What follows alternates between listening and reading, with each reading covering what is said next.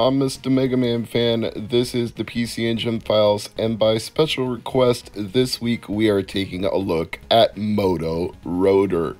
This was recommended to me by Steve Oker, who is also known as Starman NJ on social media. Yes, the same Starman NJ who sent me the Mario 8 ball, where I can shake it up and say, signs point to yes, woohoo, or signs point to no, mamma mia. I don't know what they would have said about today's game if I shook up the Magic 8 ball, but I'll tell you what Steve Oker had to say when he recommended it. Quote, I haven't played this game in close to 30 years. I remember it really wasn't good. Borderline terrible, but yet there was something I liked about it, and honestly, I don't know what it was that I liked. The controls were a nightmare. The graphics were pretty good though, but yeah, RC Pro-Am it isn't. And then he sent me a clip of the game. Well, happily, I'm able to play that game right here on the PC Engine Files for all of you, although not necessarily so happily for me, because when he said it was terrible, I don't think he was exaggerating one bit. I think he's right on the money with that one. This is definitely not RC Pro-Am. It might look a little like RC Pro-Am, but boy, is it not. When you're trying to steer in this game, it is an absolute, utter nightmare. The controls defy all logic. You can't just turn your car left or right as you want to. You can only turn in the direction that you're going. That doesn't even make any sense when I say it out loud, but it's literally the truth. And that shouldn't even be a problem for TurboGrafx games, because despite not having any form of analog stick, it actually does multi-directional controls in shooters and arcade games very, very well. It's one of the best systems from the era for that. But when you try to turn, you can't. It's as though the game dynamically adjusts the controls every time you go around a corner, because you would want to just go up, down, left, right on the D-pad. That's not possible. If you're going to the right, then everything is oriented towards the right direction. And if you're going up, everything is oriented towards the up direction. The controls just keep reconfiguring themselves as you're trying to play, and it's one of the stupidest things I've ever experienced in a top-down racing game. I'm sure there were others that did this, but RC Pro-Am does not. No matter which direction you're going in RC Pro-Am, you hit left and your car turns left, you hit right and your car turns right.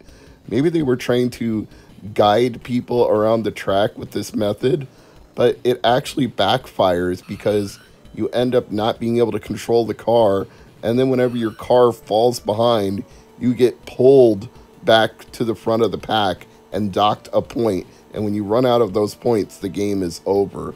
This is another difference that makes it worse than RC Pro-Am. If you fall behind, the other cars just zoom ahead of you and you stay where you are, but for some reason, they decided to keep all these cars grouped together on the screen at one time. Now, there is an innovative feature of Moto Rotor that I haven't talked about yet. You see 5 cars on the screen, and with a TurboGrafx Turbo Tap, you can actually have up to 5 players playing at once.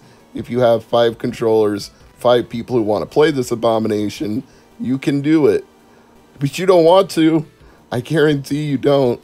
It stinks. There's sequels to this game, and I can't imagine why I would want to play them. They're called Moto Rotor 2 and Moto Rotor MC, and I have so little fun playing this one, I can't imagine a sequel could do it any justice unless they completely revamp the controls in one of those versions and do away with this grouping element. It's like that stupid Mario Party game that I believe was the Nintendo Wii release, 8 or 9, where all of the players had to travel together so that it was more of a group game. Everybody gets to play. No, that's not a video game. That's not how games work. You don't have everybody grouped together. Some people get ahead, some people get behind. That's why in Mario Kart, you split it into 2 or 4 parts of the screen so that you can be on the track where you are looking at your part of the window and your opponent can be somewhere else on the track, and you're actually racing each other in your own separate windows, not being forced to be pulled to wherever your opponent is or vice versa. It's dumb. This is like Tails in Sonic 2 being dragged to wherever Sonic is when he falls behind. Who thought that was a good idea for a racing game? Okay, again, I get that if you have 5 people hooked up through a turbo tap, they might all want to feel like they're playing. But that just shows the limitations of the design here. They could have either zoomed out further to put the entire playfield on the screen, or they could have split the screen into multiple parts so that everybody could still be driving while they're all looking at one TV. This is just a failure of design on the part of the makers of this game, NCS. The publisher was Messiah Games in Japan, NEC in North America, Hudson Soft worldwide when it came to Wii Virtual Console. But why would you spend your points on that? I hope nobody bought Wii points and used them for Moto Rotor. At least if you're collecting for TurboGrafx or PC Engine, it's an affordable game. You don't have to spend a whole shit ton of money on it. It goes for $17.99 loose, $28 complete. Even new, I mean, it's kind of stupid to buy it new, but you could buy it new for not a ridiculous amount, $60, but don't. Whatever you do, don't do that. So in conclusion, Steve Hoker was absolutely right about this game. It's pretty terrible. RC Pro Am it isn't. And unlike him, I don't think I can get used to it over time.